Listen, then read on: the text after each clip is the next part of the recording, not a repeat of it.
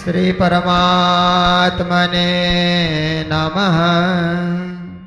श्री गुरु चरण कमलेभ्यो नमः। सच्चिदानंद रूपाय विश्वोत्पत्त्यादि हेतवे तापत्रय विनाशाय श्रीकृष्णाय वयं नुमः। मंगल कृष्ण प्रणाम है मंगल धर्म प्रकाश, मंगल सुंदर साथ है मंगल धाम उजास। मंगल सुंदर साथ है मंगल धाम उजास। बोलो सतगुरु महाराज की। हम सब श्रीमद् भागवत कथा ज्ञान यज्ञ में प्रविष्ट होकर के नित्य प्रति भक्ति रस का आस्वादन कर रहे हैं। ये महान ग्रंथ, ये पूज्य ग्रंथ, ये 17 पुराणों का सार रूप ग्रंथ साक्षात मुनि महाराज सुखदेव जी के द्वारा सर्वप्रथम सुनाया गया। इस श्रीमद् भागवत के प्रथम कथाकार हैं सुखदेव मुनि महाराज। अन्य पुराणों में इतनी सारी आंकड़ियां नहीं है जितनी आंकड़ियां श्रीमद् भागवत में है। इसलिए विद्वानों में क्या मत है?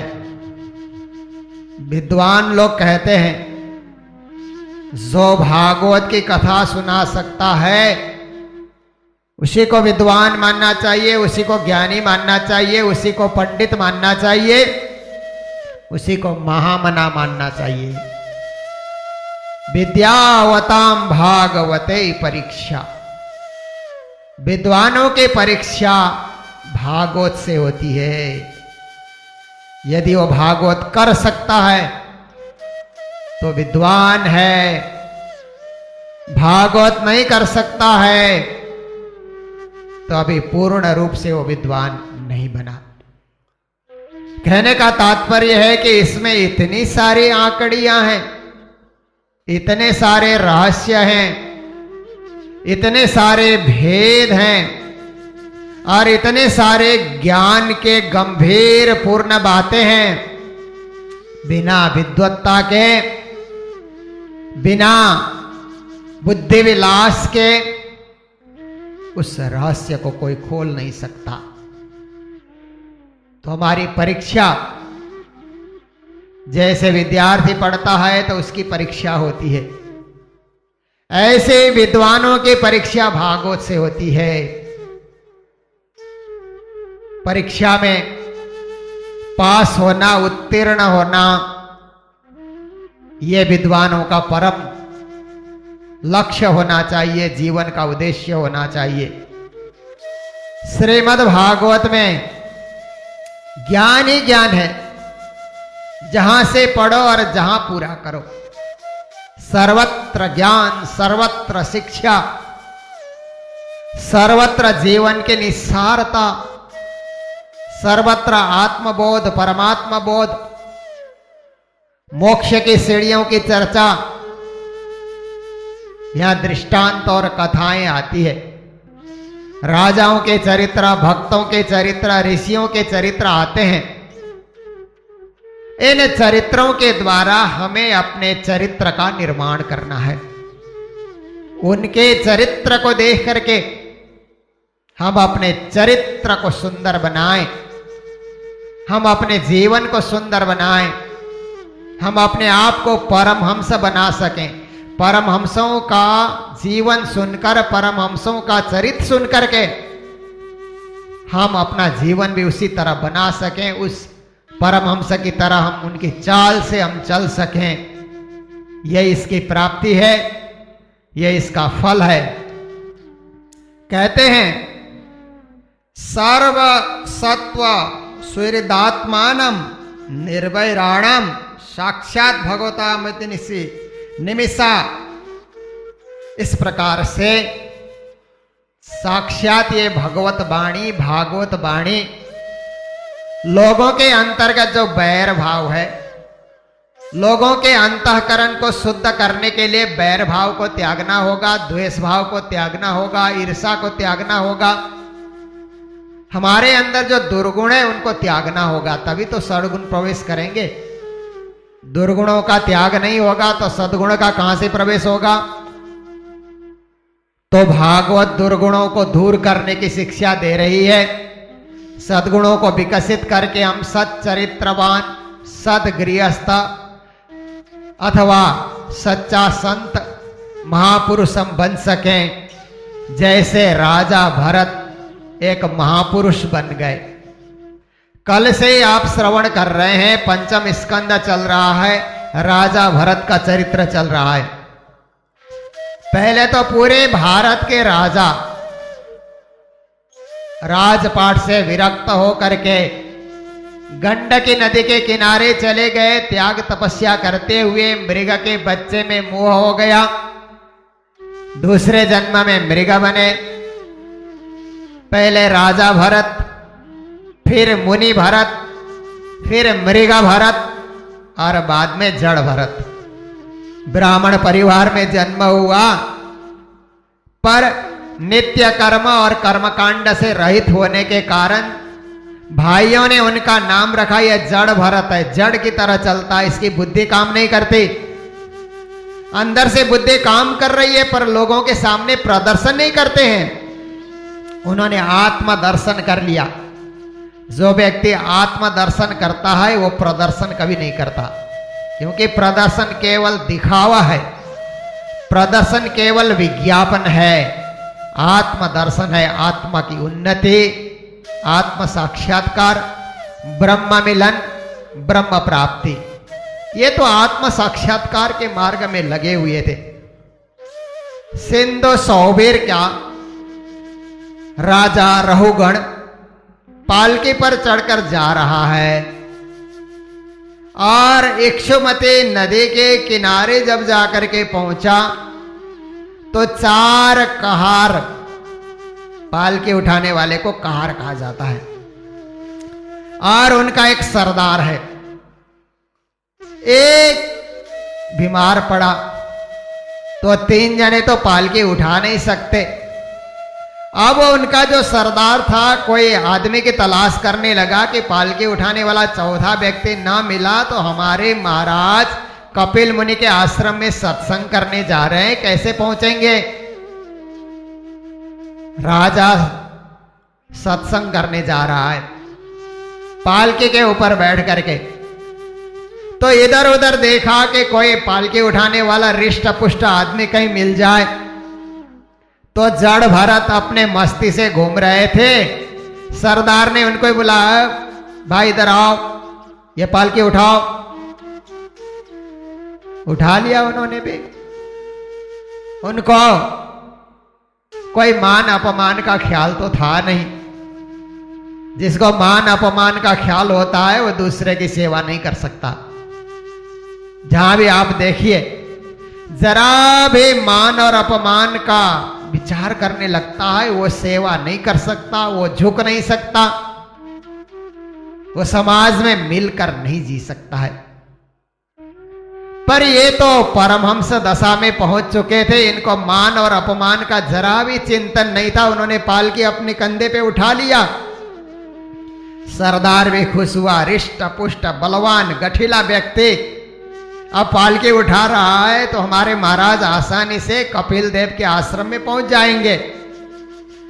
ऊपर रहुगण राजा बैठा हुआ है और इधर पालकी चार आदमी चलते हैं तो एक गति से चलेंगे तो पालकी पे बैठने वाले को आराम मिलता है, पर चारों की गति अलग अलग हो जाए तो ऊपर बैठा हुआ जो सवार है वो भी हिलने लग जाता है। और ये जो जड़ भरत जी हैं, जब चलते हैं तो आपके पांव के नीचे कोई कीड़े मकोड़े न दब जाएं। देखिए धर्म किसको कहा जाता है।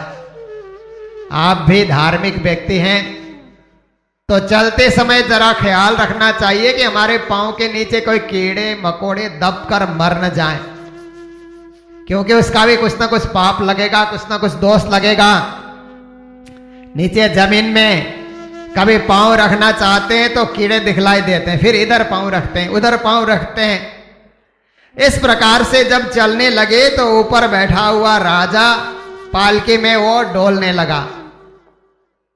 फिर कहता है अच्छी तरह चलो। अरे कह रहा हूं ये पालकी ऊंचे नीचे क्यों हो रही है? तुम लोगों को ढंग से चलना नहीं आता, ठीक से चलो, मुझे परेशानी हो रही है। ऊपर से डांट रहा है।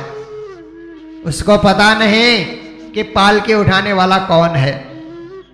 डांट लगाई उसने, कहा मैं राजा हूं, ढंग से नहीं चलोगे तो मैं दंड भी दे सकता हूं।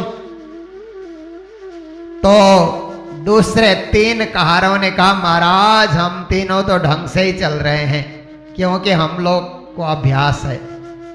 पर ये जो नया व्यक्ति नियुक्त हुआ है ना अभी अभी, ये ढंग से नहीं चलता है, ये जल्दी जल्दी चलता भी नहीं है, ये आराम आराम से चलता है। इसके चलते पालकी आपकी हिल रही है, इसमें हमारा कोई दोष नहीं है। जो कुछ दोष है तो इस नए व्यक्ति का ही दोष है। ऐसी बातें सुनकर के रहुगण सोचने लगा कि एक के संसर्ग से दूसरा भी बिगड़ता है। ये एक चाल बिगाड़ रहा है तो धीरे धीरे हमारे 3 भी अपनी चाल को बिगाड़ देंगे।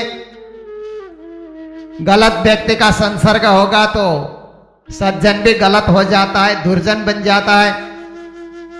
इस प्रकार वो राजा भी विचार कर रहा है और उसको अंदर ही अंदर क्रोध आ रहा है, बड़ा क्रोधी बन गया। और उसके बाद उसने कहा अरे भैया,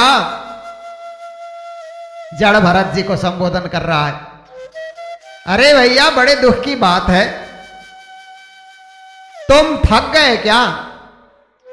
ज्ञात ऐसा होता है कि तुम्हारे 3 साथियों ने सारा बोझ तुम्हारे ऊपर ही डाल दिया हो, इसलिए तुम थक गए, बड़े देर से पालकी ढो रहे हो, मोटे ताजे हट्टा कट्टा।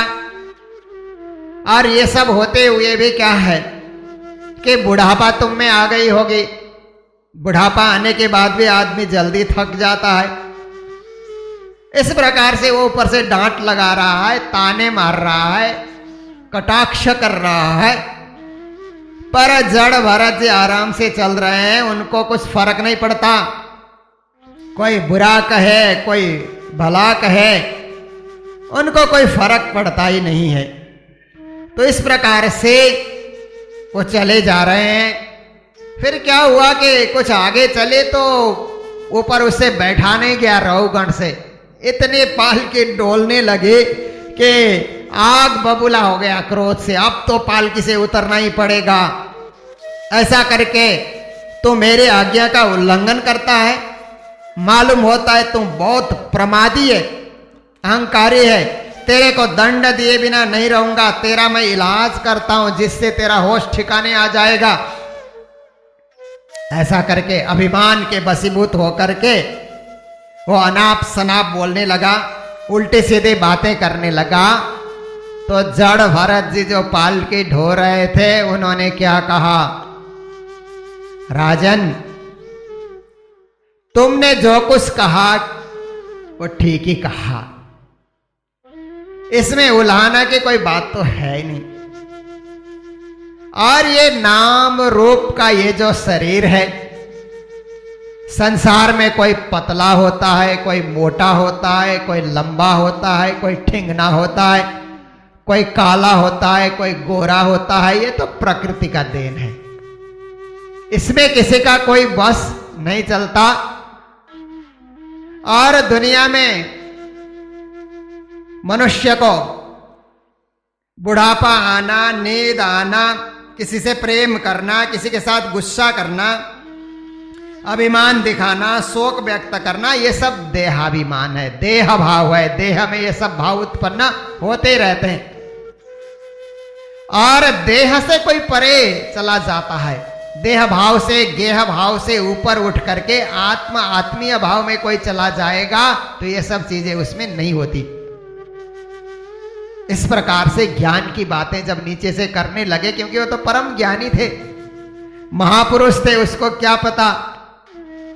तो ऐसा करके तुम राजा हो, मैं अभी प्रजा हूं, इसलिए तुम्हारी बातों को मानना मेरे लिए उचित भी है, पर ज्ञान के दृष्टि से देखो तो कभी मैं भी राजा था, किसी समय मैं भी राजा था और प्रजा के ऊपर मैं भी शासन करता था, इसलिए तुम तो एक छोटे से देश के राजा हो, मैं तो पूरे भारत का भी राजा था कभी। अब देखो कौन स्वामी और कौन सेवक। आज तुम अपने आप को स्वामी मान रहे हो, पर कोई दिन ऐसा था कि मैं स्वामी था और तुम सेवक थे। इस प्रकार से तुमने मुझे जो कहा कि मत्त उन्मत्त होकर के जड़ के समान चल रहे हो, इस तरह तेरा इलाज मैं करता हूं, ऐसा आपने कहा। प्रमादी हो तुम, ऐसा करके भी कहा।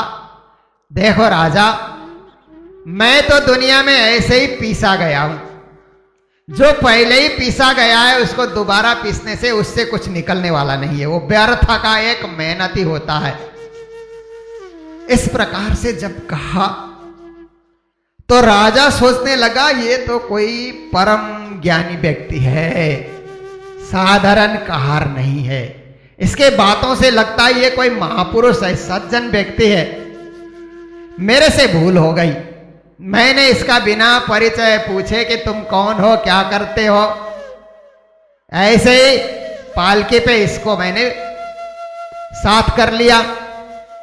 मेरे से भूल हुई, जरा मुझे सोचना चाहिए। ऐसा सोच करके वो अब क्या करता है कि तत्काल पालकी से नीचे उतरता है और नीचे उतर करके कहता है, उसने देखा ये तो कोई ब्राह्मण है, यज्ञ पवित्र भी धारण कर रखा है। बड़ा आदर भाव उसके मन में आ गया और आने के बाद वो क्या करता है कि हे द्विज चिन्हों से सुशोभित ब्राह्मण देव, आप कौन हैं? क्या आप दत्तात्रेय हैं जो बड़े ज्ञानी महापुरुष हैं? कहीं आप वही तो नहीं हैं, या कोई आप अवधूत हैं? आप किसके पुत्र हैं? कहां आपका जन्म हुआ? आपका पदार्पण यहां कैसे हुआ? आप साक्षात सत्व मूर्ति कपिल देव तो नहीं है जिनके तलाश में मैं निकला हूं? क्या वही कपिल देव तो इस रूप में मुझे नहीं मिल रहे हैं?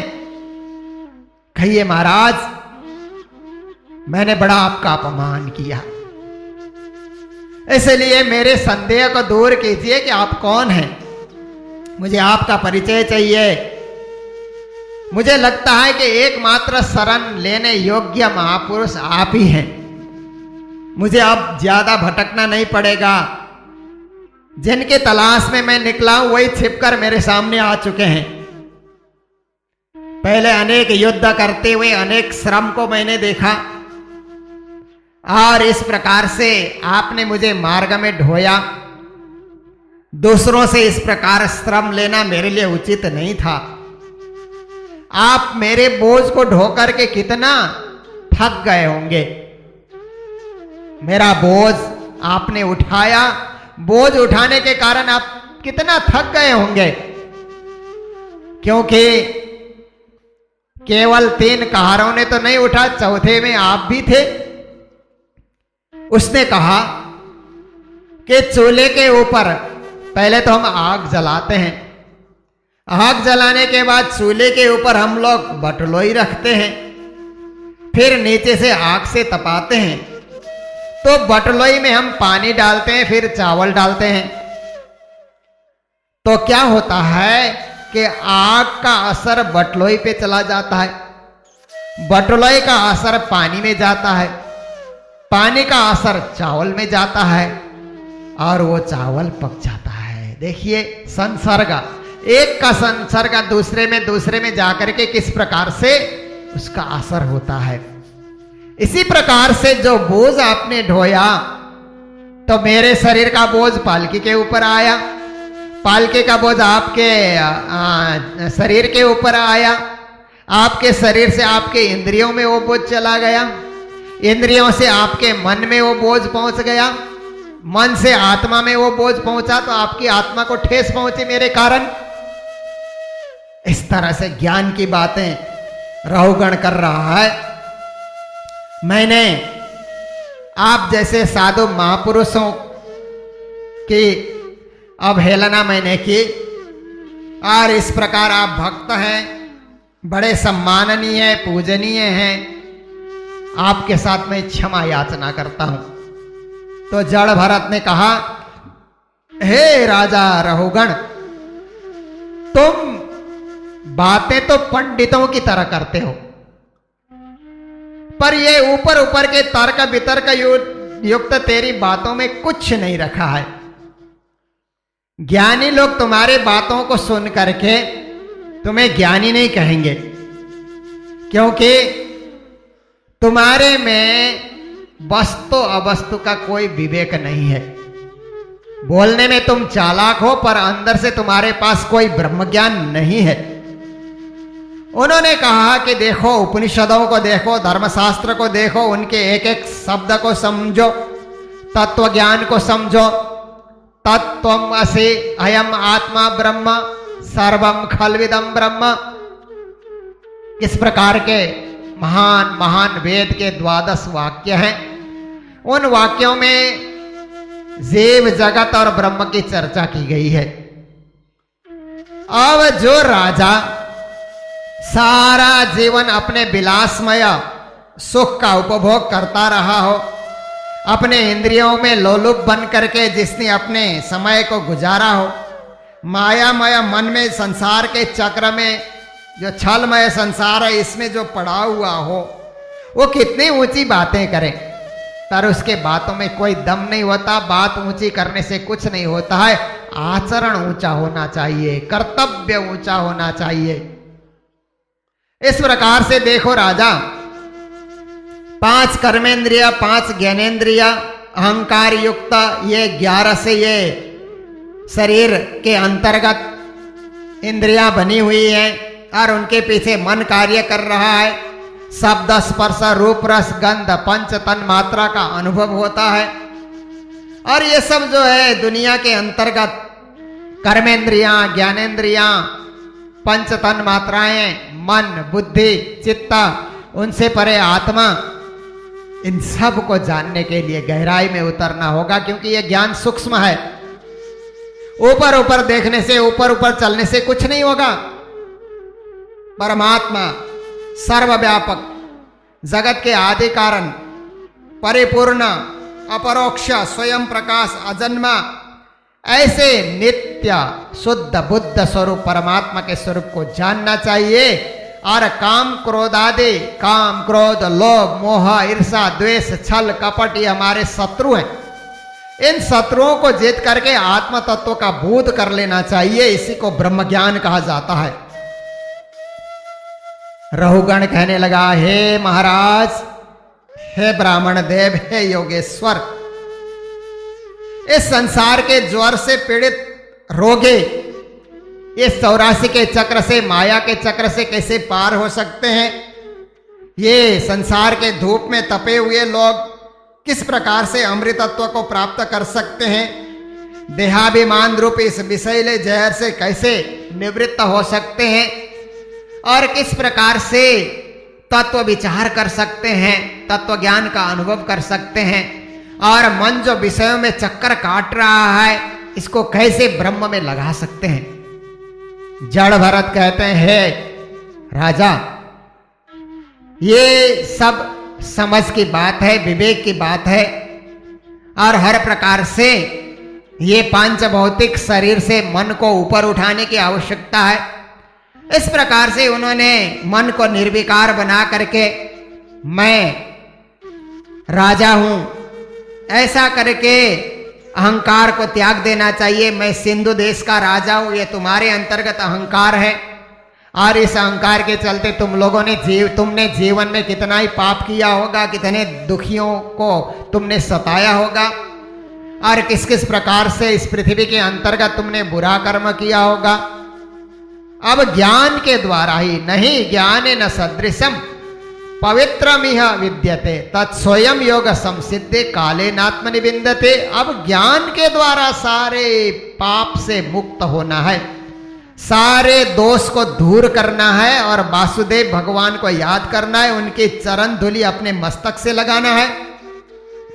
हे राजा रहुगण, जिसने अपने जीवन में उस परात्पर पूर्ण पुरुषोत्तम वासुदेव भगवान को याद नहीं किया और महापुरुषों के चरण धूलि अपने सिर पे नहीं लगाया, वैदिक यज्ञादि कर्म उसने नहीं किया, अन्नों का दान नहीं किया, अतिथियों की सेवा नहीं की, दुखियों की सेवा नहीं की, गृहस्थ आश्रम में रहते हुए धर्म का अनुष्ठान नहीं किया, और ये जल अग्नि सूर्य इत्यादि देवताओं की जिसने उपासना नहीं की, उसको परमात्मा की प्राप्ति नहीं होगी, परमात्मा को पा नहीं सकता है। पूर्व जन्म में मैं भी राजा था और किसी कारणवश आसक्त होने के कारण मैं मृग योनि में चला गया, परमात्मा की स्मृति वहां भी बनी रही, और आज इस रूप में मैं ब्राह्मण भरत के रूप में हूं। परंतु लोग मुझे नहीं पहचानते, लोग बाह्य दृष्टि से देखते हैं, देह दृष्टि से देखते हैं, इसलिए मुझे कभी जड़ भी कह देते हैं।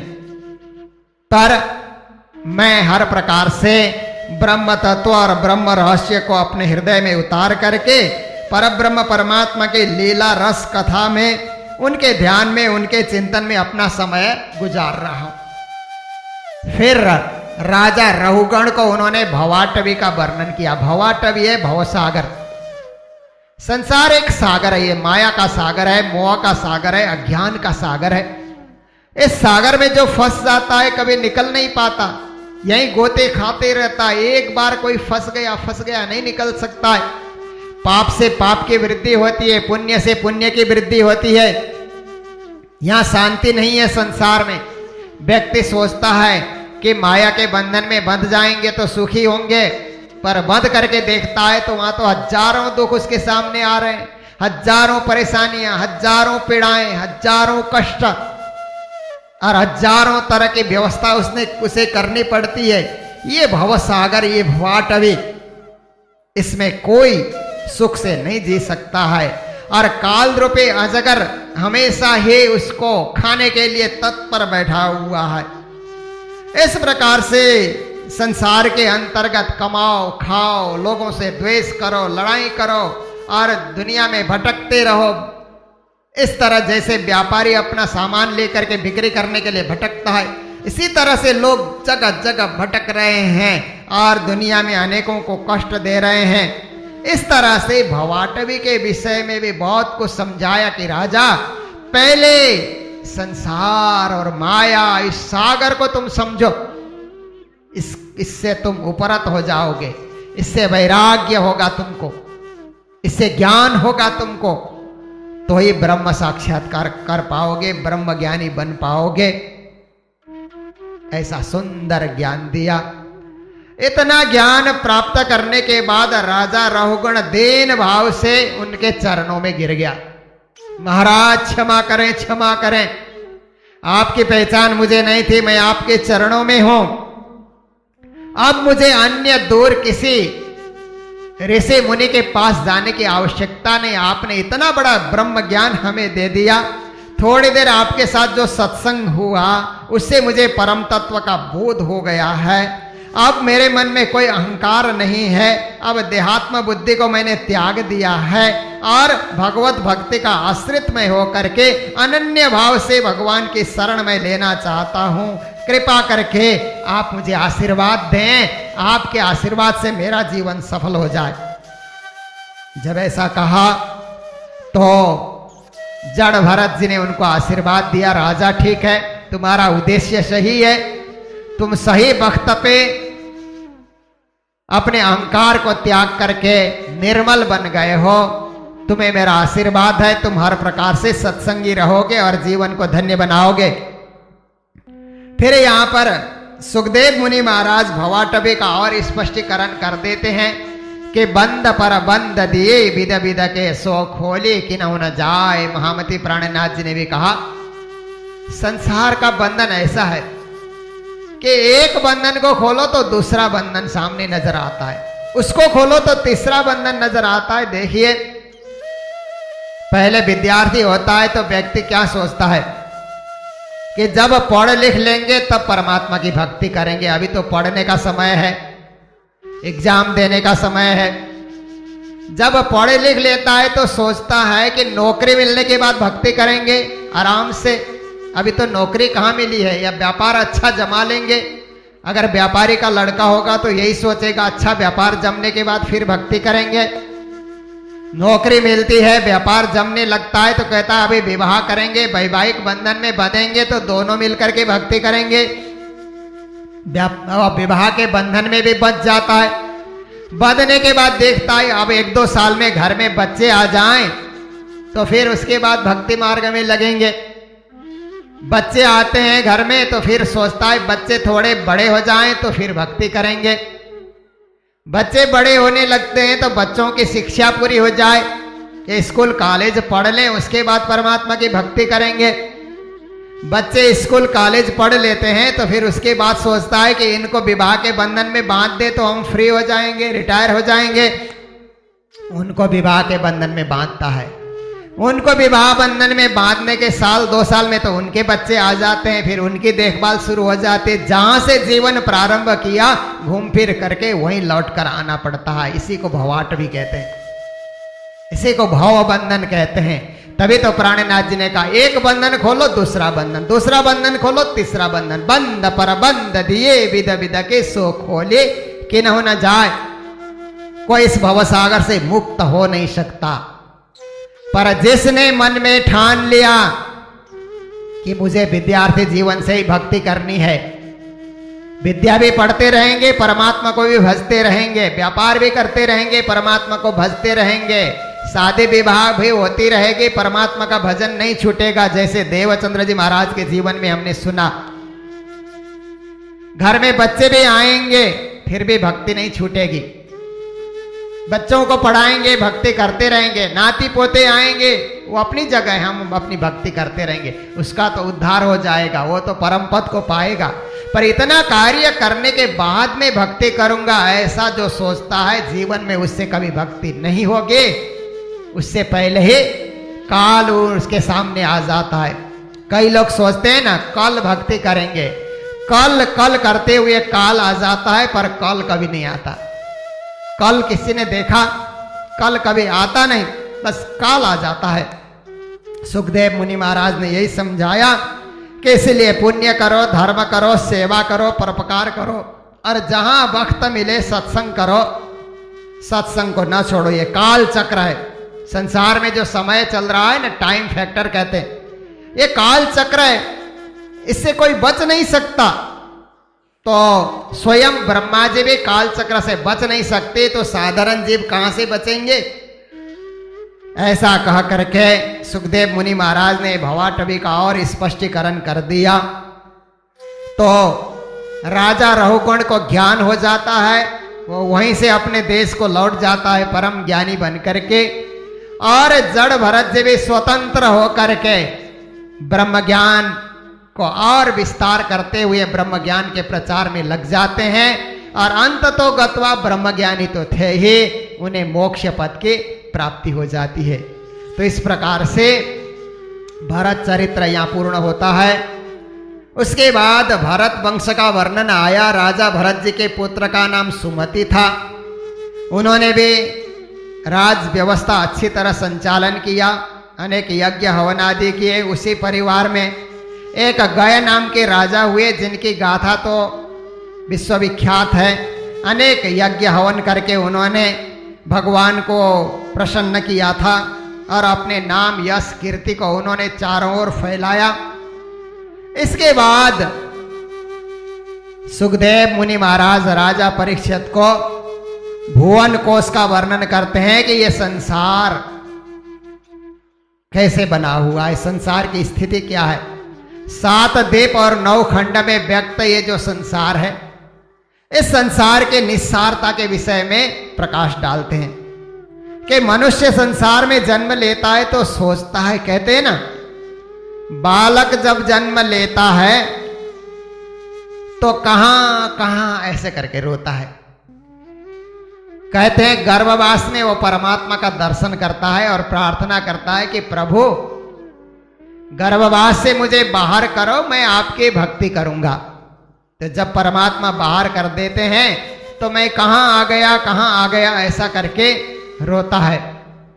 पर पहले कहां कहां करता है, फिर थोड़ी देर के बाद यहां ऐसा करके यहां करने लग जाता है, फिर वहां करके भी रोने लग जाता है। उसके रोने की आवाज में समय समय में बदलाव आता है। पहले प्रभु के चरणों में था, अब यहां आ गया, यहां से वहां जाएगा, वहां से वहां जाएगा, पर प्रभु के पास जाने का जब तक वो भक्ति मार्ग में नहीं लगेगा, भटकता ही रहेगा, चक्कर काटता ही रहेगा। ज्ञानी जन समझाते हैं, मुट्ठी बांध के आए जगत में, हाथ पसारे जाओगे। जब बच्चा पैदा होता है तो मुट्ठी बांध करके, जन्म के समय में हर बालक मुट्ठी बांध करके पैदा होता है। मुट्ठी बांधने का अर्थ है वो हिम्मत कर रहा है, दुनिया में आकर के कुछ करूंगा, परमात्मा को याद करूंगा, जीवन सफल बनाऊंगा। पर दुनिया में आने के बाद घर वाले मुट्ठी खोल देते हैं, माया के बंधन में डाल देते हैं, और जब जाता है जाते समय खुले हाथ जाता है। दुनिया वालों को बताता है कि मैं कुछ नहीं कर सका, खाली हाथ जा रहा हूं। इसलिए संसार वालों, मेरे से कुछ सीखो, वक्त रहते ही परमात्मा की तरफ लग जाओ, अन्यथा मेरी तरह खाली हाथ चले जाओगे। जाते समय कुछ पुण्य और धर्म को लेकर के जाओ, खाली कभी नहीं जाना चाहिए। तो इस प्रकार से ये संसार में अलग अलग देश में, अलग अलग क्षेत्र में, अलग अलग प्रांत में लोगों का आविर्भाव हुआ है, और इसी में लोग आकर के भारत वर्ष जिसको कहा जाता है, ये पुण्य भूमि है, ये धर्म भूमि है। इसलिए महामती प्राणनाथ जी ने वाणी में क्या कहा कि इस धरती में, इस महितल में, त्रैलोकी में उत्तम अखंड भरत को, तामे उत्तम हिंदू धर्म, ताके छत्रपतियों के सिर आए रही शर्म। उन्होंने कहा तीनों लोक में उत्तम कोई खंड है तो भरत खंड है, उत्तम कोई धर्म है तो हिंदू धर्म है। पर यहाँ के राजा लोग, यहाँ के शासक लोग धर्म के मर्म को नहीं समझते, और ये हिंदू देश, हिंदू राष्ट्र को हमारे शासकों ने क्या कर दिया, धर्म निरपेक्ष। धर्म निरपेक्ष का अर्थ क्या होता है कि धर्म के अपेक्षा नहीं की जाएगी, राष्ट्र का कोई धर्म नहीं होगा। धर्म आप अपने अपने घर में पालन करो, राष्ट्र का कोई धर्म नहीं है। जब राष्ट्र का कोई धर्म ही नहीं रहेगा तो राष्ट्र में अधर्म आएगा, धर्म को आप हटा दोगे तो अधर्म ही प्रवेश करेगा। इसलिए अपने धर्म को, अपनी नीति को, अपनी संस्कृति को कभी भूलनी नहीं चाहिए। तो भारत की महिमा यहाँ पर करते हैं, प्राणनाथ जी महाराज ने भी किया, सुखदेव मुनि महाराज भी भागवत में भारत की महिमा कर रहे हैं। ये कर्म भूमि भी है, ये धर्म भूमि भी है। यहाँ कर्म करोगे तो धर्म मिलेगा, और बाकी सब अन्य जो क्षेत्र हैं वो भोग भूमि है। उन्होंने कहा स्वर्ग का भोग भोगने का थोड़ा सा हिस्सा बाकी रहता है, तो लोग अमेरिका में जन्म लेते हैं, ऑस्ट्रेलिया में जन्म लेते हैं, यूरोप में जन्म लेते हैं, जो हमारे से संपन्न देश हैं। तो यहाँ पर लिखा हुआ है कि स्वर्ग का पुण्य थोड़ा सा बच जाता है, तो भोग भूमि में वो लोग जन्म लेते हैं, और जन्म लेकर के अपने शक्ति का, यौवन का, उल्लास आनंद का उपभोग करते हैं। ये सीधा भागवत में आज जो विदेशों में हो रहा है, विदेशों में धर्म के तरफ झुकाव बहुत कम है। वहाँ ईसाई लोग भी हैं तो चर्च में बहुत कम जाते हैं, चर्च के मेंबर बहुत कम है। यहाँ तो ये देखिए चर्च भरे रहते हैं संडे के दिन, वहाँ चर्च में जाकर के देखो तो बुढ़े बुढ़े लोग 10-20 लोग मेंबर बैठे हुए रहते हैं, जवान लोग कोई चर्च में जाते नहीं है। अब क्या हो गया, बहुत सारे और भी इबादत के स्थान है, वहां भी लोग कम जाते हैं। क्यों इस प्रकार से लोगों की रुचि धर्म से हट रही है? क्योंकि वो भोग्य भूमि होने के कारण भोग विलासिता की ओर उनका ज्यादा ध्यान है। विदेशों में देखिए, आराम ज्यादा करना, आराम से कमाना और कमाया हुआ पैसा खर्च करना। उनको चिंता ज्यादा नहीं है कि कल क्या खाना है, कल क्या होगा। बच्चों की पढ़ाई भी सरकार कर देती है, इसलिए बच्चों की पढ़ाई की चिंता भी नहीं है। 5 दिन काम करते हैं, 2 दिन उसको उड़ा देते हैं।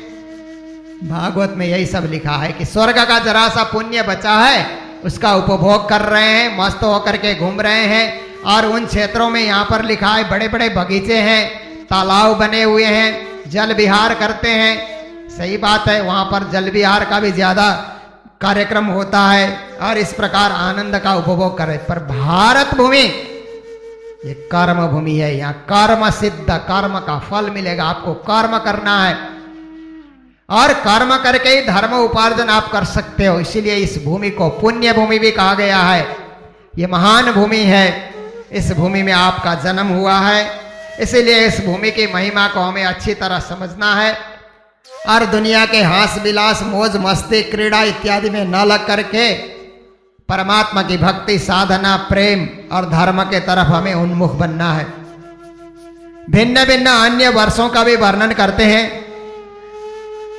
भद्राश्व है और ये जो अन्य खंड बने हुए हैं, हरिवर्ष है, केतुमाल खंड है। मैंने कहा था कि केतुमाल को यूरोप कहा जाता है, भद्राश्व को अफ्रीका कहा जाता है और इस हिरण्यक को अमेरिका कहा जाता है, रम्यक द्वीप कहते हैं ऑस्ट्रेलिया। ये सारे देशों में किस प्रकार से कैसी स्थिति है संक्षेप में यहाँ पर वर्णन करते हुए आ रहे हैं।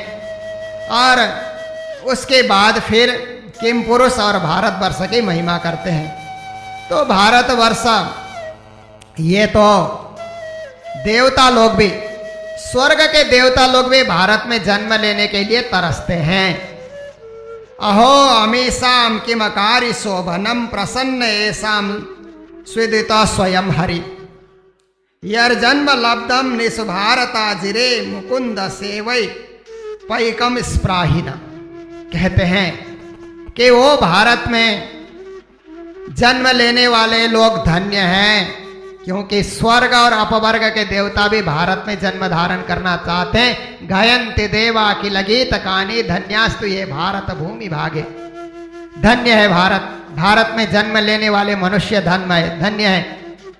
देखिए श्रीमद् भागवत में मानव शरीर के हर जगह निंदा की गई, पर इस श्लोक में मानव शरीर की महिमा गाई गई कि भारत में जो मानव शरीर धारण करके जी रहा है वो कितना धन्य है कि देवता लोग भी उसे देख करके तरसते हैं कि ऐसा मानव शरीर हमको मिलता तो हम भी सत्संग करके अखंड पद में चले जाते, मोक्ष पद में चले जाते।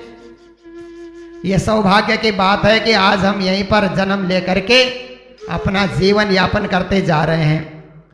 इस प्रकार से देश की महिमा, राष्ट्र की महिमा और मानव जीवन की महिमा ये करते हुए अन्य 6 द्वीपों की व्यवस्था के विषय में भी चर्चा कर रहे हैं। और इतना करके सूर्य के रथ के और सूर्य की गति के विषय में भी यहाँ चर्चा करके समझाते हैं कि सूर्य सारे जगत को प्रकाशित कर रहे हैं और उनका सारथी है, वो सर्वत्र रथ को घुमा रहा है। आज का विज्ञान कहता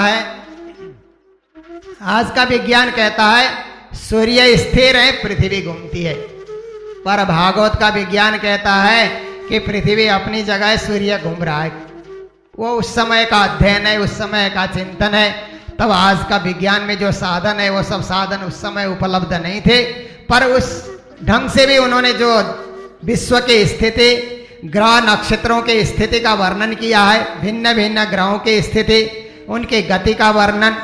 पर देखिए परमात्मा ने सृष्टि इस प्रकार से रच रखा है, इतने सारे ग्रह नक्षत्र आकाश में हैं, परंतु कोई एक दूसरे से नहीं टकराते।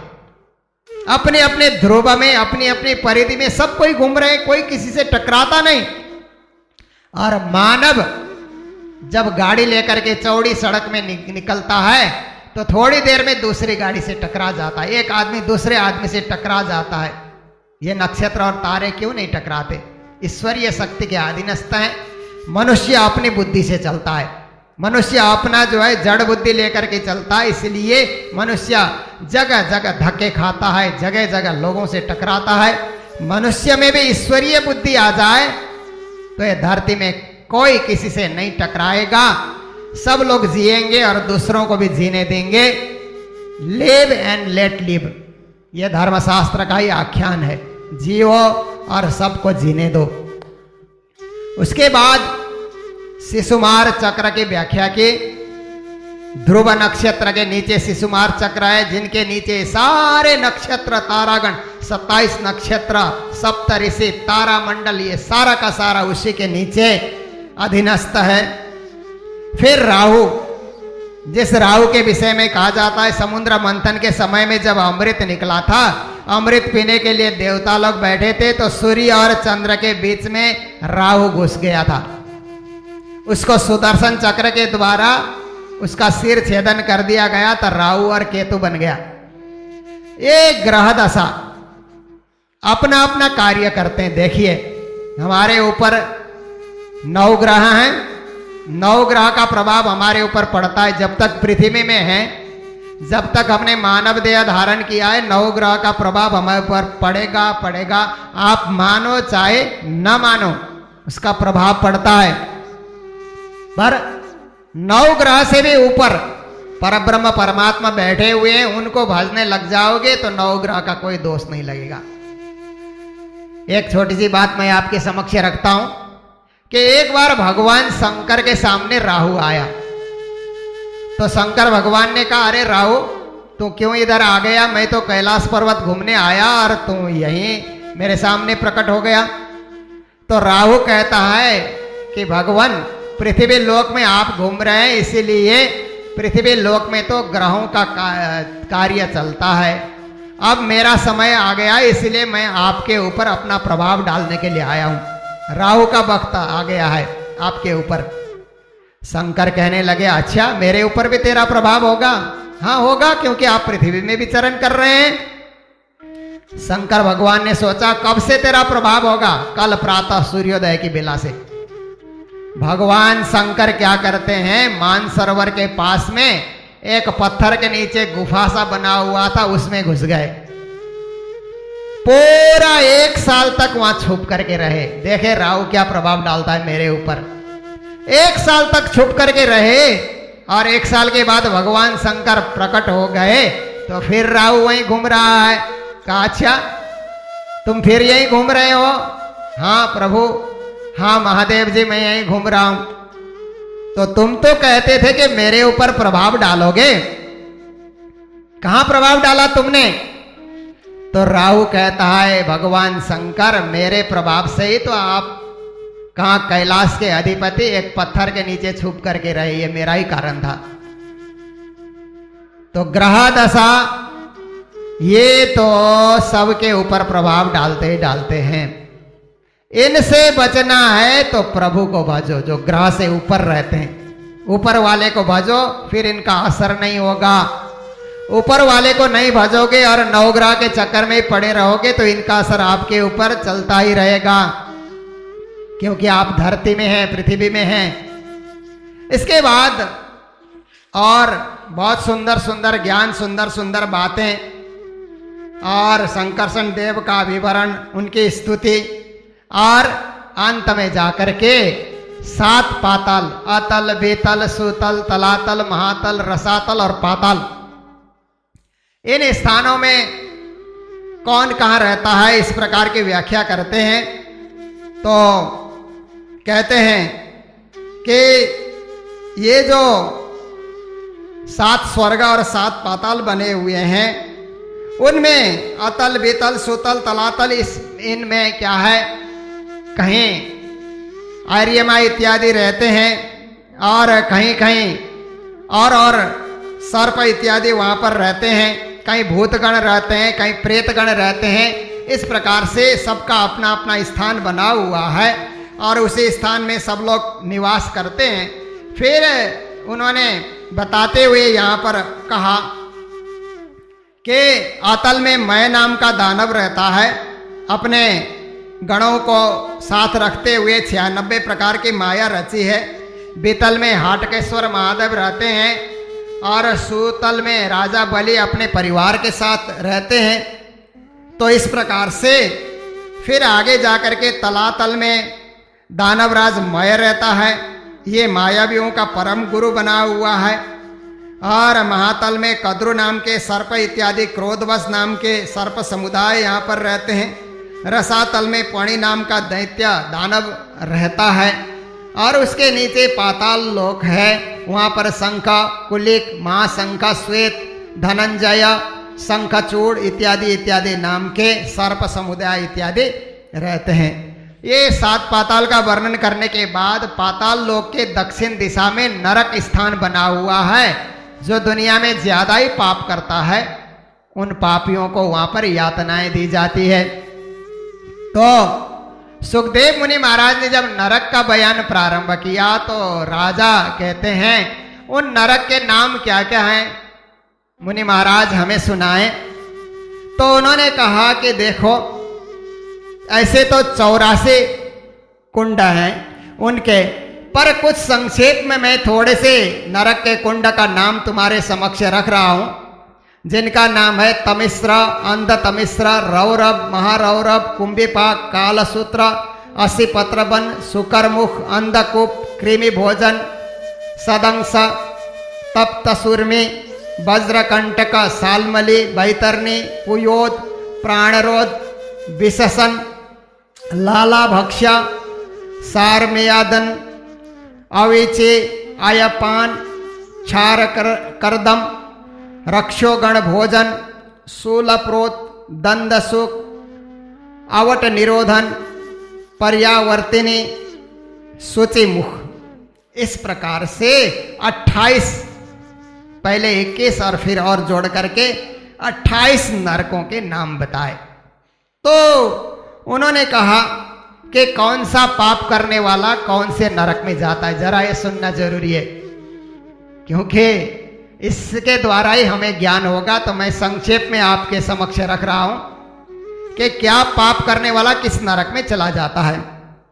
सुखदेव मुनि महाराज राजा परीक्षित को बता रहे हैं, क्योंकि प्राणनाथ जी महाराज बताते हैं कि 28 कुंड के वर्णन तो सुन लिए, 56 नहीं सुन सके, क्योंकि इतना कष्ट की बातें वहां पर लिखी गई है कि उनसे सुनाई नहीं गया।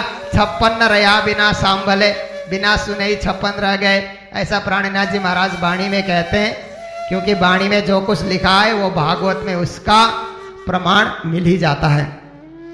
तो इस प्रकार से कुछ लोग क्या करते हैं कि मैं, मेरा घर, मेरा परिवार, मेरी स्त्री, मेरा धन, ऐसा करके केवल मैं करना और अपना कमाना, अपना खाना, न दान करना, न पुण्य करना, न धर्म करना, कुटुंब के पालन पोषण में ही जीवन लगा देते हैं। वे लोग मर जाएंगे तो रौरव नामक नरक में चले जाएंगे। देखिए, और वहां रोरो नाम के अनेक सर्प समुदाय वहां आकर के उनको तंग करने लग जाते हैं, कष्ट देने लग जाते हैं। जो लोग दूसरे का धन हरण करते हैं, दूसरे के स्त्री हरण करते हैं, इस प्रकार का कार्य भी लोग करते हैं, वो तमिश्र नाम के नरक में जाएंगे और वहां जमदूत उसको डंडे मारते रहते हैं, अनेक प्रकार का भय दिखाते हैं, अनेक प्रकार की पीड़ा देते हैं, बार बार मूर्छित होता है, सूक्ष्म शरीर के द्वारा अनेक प्रकार का कष्ट उसको भोगाया जाता है। तो इस प्रकार से फिर कोई व्यक्ति किसी को धोखा देते हैं, किसी से पैसा ले लिया, बाद में धोखा दिया, लौटाया नहीं, ऐसे लोग भी होते हैं ना। तो वो अंध तमिश्र, पहले तमिश्र आया, अंध तमिश्र, और घोर अंधकार से भरा हुआ नरक में जाते हैं, शुद्ध बुद्ध खो बैठते हैं और उनके ऊपर जमदूतों का दंड पड़ते रहता है। इस प्रकार से कई लोग संसार में क्या है कि एकदम क्रोधी, क्रोध के द्वारा परिवार में भी आतंक मचा देना, समाज में भी आतंक मचा देना, क्रोधी बनना, वो महारौरव, रौरव से भी बड़ा महारौरव है, उसमें जा करके अनेक प्रकार की यातनाओं को भोगते हैं। कुछ लोग स्वभाव से क्रूर होते हैं, केवल अपने पेट पालने में जीव जंतु मांसाहार करते हैं, पशुओं का वध कर देते हैं, उनकी हत्या भी कर लेते हैं। वे कुंभिपाक नाम के नरक में जाते हैं, मांसाहार करने वाले लोग। और वहाँ पर क्या होता है कि कढ़ाई में खौलता हुआ तेल है, उसमें उनको डाल दिया जाता है और बहुत देर तक उबलते रहते हैं, अनेक प्रकार के कष्टों को सहन करते हैं। जो मनुष्य माता पिता की सेवा नहीं करते, माता पिता की अवहेलना करते हैं, ब्राह्मण और वेद का विरोध करते हैं, वो कालसूत्र नाम के नरक में जाते हैं। और वो बड़ा लंबा चौड़ा है, वो तांबे की भूमि है, गर्म भूमि है, वहाँ उनको तपाया जाता है, हर प्रकार से अग्नि में जलने की तरह उनको बहुत कष्ट होता है। उस कष्ट को हजारों वर्ष तक भोगते रहते हैं। और बहुत कुछ लोग अपना धर्म छोड़ करके पर धर्म, जो हमारे भारतीय धर्म नहीं है, इस देश की उपज नहीं है, अन्य धर्मों के शरण में चले जाते हैं। अपना धर्म का मार्ग छोड़ करके पाखंड धर्म का आश्रय ग्रहण कर देते हैं। वो आशीपत्रवन नाम के नरक में चले जाते हैं और जमदूत वहाँ कोड़ों से उनको बहुत पीटते हैं, इधर उधर दौड़ते हैं, फिर भी बचने का कोई उपाय नहीं है। अनेक प्रकार के कष्टों को उनको सहन करना पड़ता है। उसी समय हाय हाय मैं मरा, इस प्रकार की आवाज़ें निकालते हैं, चिल्लाते रहते हैं, पर उनको बचाने वाला कोई होता नहीं, बार बार मूर्छित भी हो जाते हैं। इसलिए पाखंडी धर्म का आश्रय कभी ग्रहण नहीं करना चाहिए। फिर आगे कहते हैं, जो राज कर्मचारी बन करके निरपराधी जनता के ऊपर दंड चलाते हैं या निरपराधी जनता को अनेक प्रकार का कष्ट, जेल का कष्ट, तरह तरह का, जैसे सिपाही पुलिस वाले राज कर्मचारी लोग करते हैं, तो इस प्रकार से जो दंड करते हैं वो सुकर मुख नाम के नरक में जाकर के गिरते हैं। यह के आज तो उन्होंने उनको थोड़ा ही कष्ट दिया, पर उससे दुगुना कष्ट उनको दे करके यमदूत उनके अंगों को कुचल देते हैं, अनेक पीड़ा देते हैं। गन्ने को जैसे निचोड़ा जाता है, इस तरह से उनको निचोड़ भी लेते हैं, तरह तरह से उनको यातनाएं देते हैं। जो लोग खटमल, मच्छर, चिटियां, मक्खी आदि को मारते हैं, वो अंधकूप नाम के नरक में जाते हैं। इसमें तो बहुत सारे लोग आ जाएंगे। देखिए, महात्मा गांधी को एक बार अंग्रेजों ने कहा कि गांधी, तुमने ये अंग्रेज अफसर को मारा है, तुम्हारे ऊपर ये अभियोग है कि तुमने अमुक अफसर को मारा है। तो गांधी जी ने कटघरे में खड़ा होकर के क्या जवाब दिया, मैं ऐसे परिवार में पैदा हुआ हूं जहां मच्छर, खटमल, चूहे और छोटे छोटे जीव को मारना भी पाप समझा जाता है, क्योंकि गांधी जी की मां प्रणामी थी। तो महात्मा गांधी ने कहा, ऐसे परिवार का संस्कार मुझे है कि छोटे छोटे कीड़े मकोड़ों को मारना भी मैं पाप समझता हूं, तो मैं आदमी को कभी मार सकता हूं? क्या सोचा आप लोगों ने?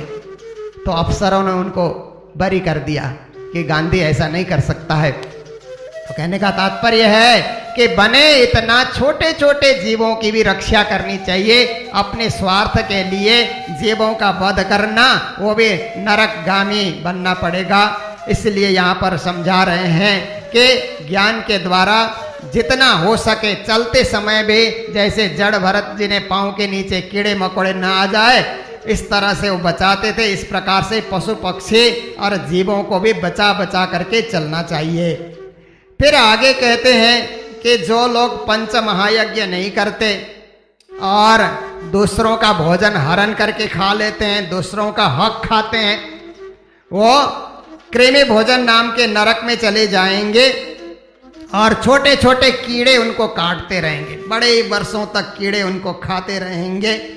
जो लोग चोरी करते हैं, डकैती करते हैं, दूसरे का धन हरण कर लेते हैं और इस प्रकार से जो करते हैं, वो सदंस नाम के नरक में चले जाएंगे और उनको भी वहाँ तपाया जाएगा, सणसी से उनको पकड़ पकड़ करके गरम आग में डाला जाएगा, आग के गोले में उनको डाला जाता है और दाग दिया जाता है। इस प्रकार के बड़े कष्ट वो भोगते हैं। इस प्रकार से मनुष्य जो स्त्री जाति माता बहनों का सम्मान नहीं करता है, उनका अपमान करता है पुरुष होकर के, तो तप्त सुरमे नाम के नरक में उसको डाल दिया जाता है, अनेक प्रकार की यातनाएं देता है। इसलिए माता बहनों का हमेशा सम्मान रखना चाहिए। फिर इसके बाद कहते हैं, हे राजा और भी सुनो कि इस लोक में श्रेष्ठ कुल में जन्म पा करके जो धर्म नहीं करता, धर्म की मर्यादाओं को भंग कर देता है, धर्म मार्ग से विमुख होकर के अधर्म का मार्ग अपना लेता है, शराब पीता है, मांसाहार करता है, धूम्रपान करता है और अपने वास्तविक धर्म से वंचित हो जाता है, वो बैतरनी नदी में उसको डाल दिया जाएगा। और बैतरनी नदी ऐसी है कि वहाँ मल भी है, मूत्र भी है, पीप भी है, रक्त भी है, केस भी है, नख भी है, हड्डियां भी है, चर्बी है, मांस है, मज्जा है, ये सब उस नदी में बह रहे हैं। उस गंदे नदी में उसको डाल दिया जाएगा और वहाँ वो जीने के लिए डूबता और बाहर निकलता कष्ट पाता रहेगा।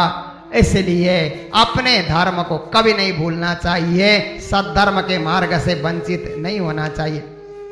जो अच्छे कुल में जन्म हो करके जो चांडाल की तरह पशुओं के समान आचरण करता है, नहाता नहीं, धोता नहीं है, अनेक प्रकार से वो साफ सुथरा न रह करके वो गंदगी में भरा रहता है, धर्म का आचरण नहीं करता है, पुयोद नाम के नरक में उसको डाल दिया जाएगा। और अनेक घृणित वस्तु उसके सामने रख दिए जाते हैं, जिसके घृणा से वो तंग आ करके परेशान होता है, परंतु वर्षों तक उसको उसकी दुर्गंधी सूंघते रहना पड़ेगा।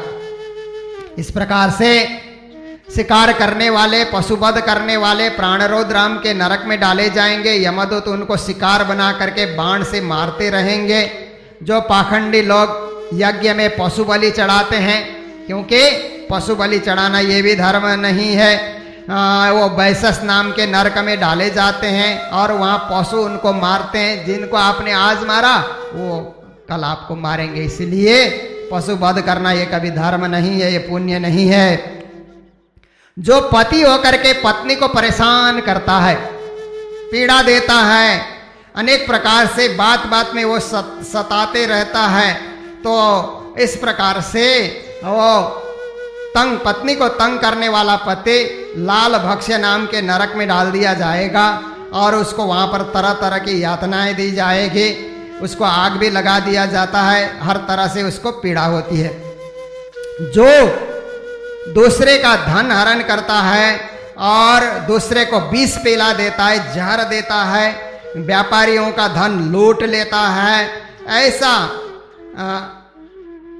उसको सारमे यादन नाम के नरक कुंड में डाल दिया जाएगा। और अनेक दाढ़ वाले बड़े बड़े यमदूत आकर के उसको खूब दाढ़ों से खूब मारेंगे और कुत्ते बन करके काटने के लिए भी दौड़ते हैं। इस प्रकार की यातनाएं दी जाती है। जो झूठी गवाही देता है, जो झूठी गवाही देता है, कोर्ट में जाकर के, कचहरी में जाकर के दूसरे की जो है झूठी गवाही दे करके कुछ पैसा पाने के लिए लालच में जो आ जाता है, तो इस प्रकार मरने के बाद आधार शून्य अविचिमान नाम के नरक में वो पड़ जाएगा और बड़े बड़े पहाड़ों के शिखर में उसको चढ़ा करके वहाँ से गिरा दिया जाता है और साथ साथ में पत्थर भी गिरते हैं। बहुत चोटें खाता है। शरीर तो सूक्ष्म होता है पर चोट खाने का उसे खूब अनुभव होता है। इस प्रकार से वो कष्टों को भोगेगा। और जो ब्राह्मण ब्राह्मणी या जो ब्राह्मण कुल में पैदा होकर के ब्रह्म कर्म से रहित हो जाता है वो भी, और जो क्षत्रिय होकर के वैश्य होकर के भी सोमपान करते हैं, ब्राह्मण होकर के मद्यपान करता है, यमदूत आकर के आयपान नाम के नरक में डाल देंगे और वहाँ पर शराब दुर्गंध की चीज़ें उनके मुंह में आते रहती है और इस प्रकार से बड़े परेशान हो रहेंगे। ये सब नरकों का वर्णन और वहाँ क्या क्या यातनाएं दी जाती है। जो निरपराध जीवों को कष्ट पहुँचाने वाले संत साधुजन और सत्पुरुषों को कष्ट पहुँचाने वाले हैं, उनको भी रस्सी बांध करके जमदूत ले जाते हैं और शूलप्रोत नाम के नरक में डाल करके शूलों से उसको गरम लोहे को गरम करके उसके ऊपर मारा जाता है और एक कष्ट दिया जाता है, उसके ऊपर वो भोंका जाता है। इस प्रकार से दूसरों की खेती लूटने वाले, दूसरों का धन लूटने वाले इस संसार में तरह तरह के लोग होते हैं। शुचिमुख नाम के नरक में चले जाएंगे और अनेक प्रकार के सुई से उनको भोंका जाएगा, कष्ट उनको दिया जाएगा। तो कहते हैं राजन, ये 28 नरक के बयान मैंने तुम्हें सुनाए सूक्ष्म रूप से, और भी सुनना है क्योंकि 56 अभी और हैं। तो राजा ने कहा नहीं, मेरे से नहीं सुना जाएगा। ये सब दुख की बातें, ये सब कष्ट की बातें, नरक की बातें। कहा 84 नहीं, नरक तो सैकड़ों और हजारों हैं जिनका उल्लेख मैं नहीं कर सकता। अनेक कष्टदायी नरक है, इसलिए राजा इन सब से बचना है तो परात्पर पूर्ण पुरुषोत्तम परब्रह्म परमात्मा की भक्ति करो। वासुदेवा सर्वमिति, परमात्मा ही सब कुछ है। परमात्मा का नाम जाप करो। जो कुछ पाप आज तक हो गया उस पाप को धोना है तो कृष्णेते मंगलम नाम यस्य वाचि प्रवर्तते भस्मे भवन्ति सद्यस्तो महापातक कोटय। कृष्ण कृष्ण करके अब आगे उस प्रकार के बुरा कर्म न करने की प्रतिज्ञा ले लो तो कृष्ण नाम से तुम्हारे सारे पाप ताप भस्म हो जाएंगे, तुम निर्मल बनोगे, श्री कृष्ण के चरणारविंद को प्राप्त करोगे। इस प्रकार से बहुत सुंदर ज्ञान की बातें और परमात्मा प्राप्ति की बातें और संसार के इस मोह जाल से बचने की बातें इस स्कंद में उन्होंने, पंचम स्कंद में उन्होंने सुनाया। अब ये पंचम स्कंद यहीं पूरा हो रहा है। कल से हम लोग षष्ठ स्कंद की कथा सुनेंगे। धीरे धीरे हमारी यात्रा आगे बढ़ रही है 10वें स्कंद में कृष्ण कथा सुनने के लिए। हमारी रुचि, क्योंकि हम कृष्ण प्रणामी होने के नाते कृष्ण कथा से हमें ज्यादा ही लगाव है।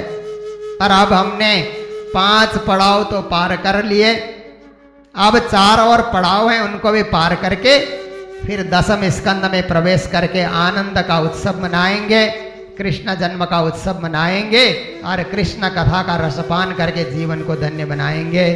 जय जयकार के साथ आज की कथा को यहीं विराम दे रहे हैं। बोलो सतगुरु महाराज की, कृष्ण कन्हैया लाल की, श्री प्राणनाथ प्यारे की, सर्व सुंदर साथ की।